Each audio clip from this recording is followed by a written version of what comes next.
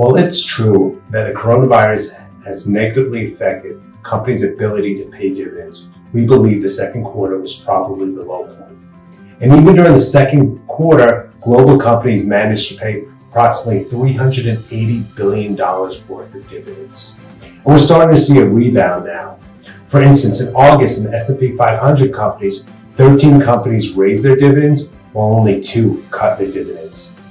And what we have found very interesting during this time period is there's a major difference between sectors and regions about the number of companies cutting their dividends and the sustainability of their dividends. And that's why I think as an investor, it's extremely important to be diversified across sectors and have the ability to invest across different regions.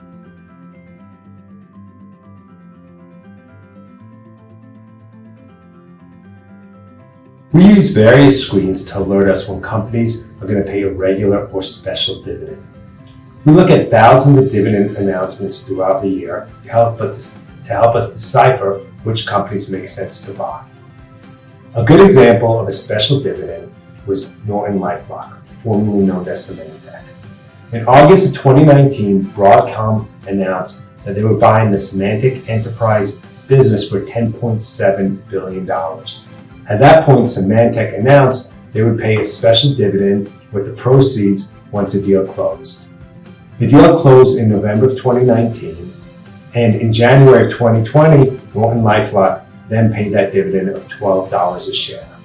You could have bought NortonLifeLock from August 2019 all the way through January at a yield of 45 to 55%, depending on which point you bought it.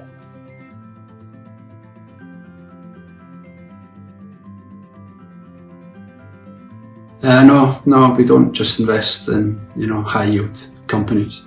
When it comes to the dividend capture element of the strategy, then yeah, certainly, we are looking for companies which either via their normal dividend schedule or via special dividends are at that point offering an attractive, level of yield and return. But the whole point of that dividend capture strategy is to free us up with regards to the core element to the strategy. And within that allows us to be much more free in terms of movement. So, we wouldn't want to be just out there chasing, high yield. Areas of the market that are offering high yields now has, been decreasing in size, for some time now. And some of the attributes from those areas of the market are, low return, potentially higher debt, and lack of growth. So we don't want to restrict ourselves. So the whole point of the dividend capture strategy is that it frees us up to invest right across the dividend yield spectrum with regards to the core portfolio, where we can invest in companies which are reinvesting in their business to allow them to grow and then achieve both the capital and income aim of the strategy.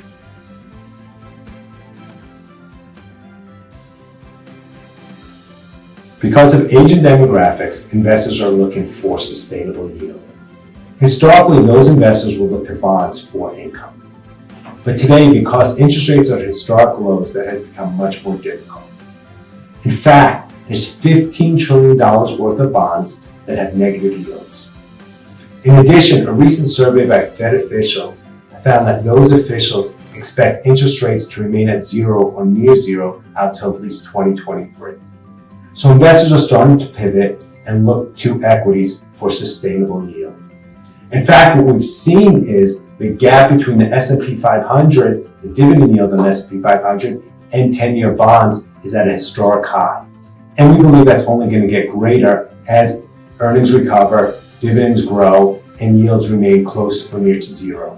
So we do believe that dividend income from equities are the new sustainable yield.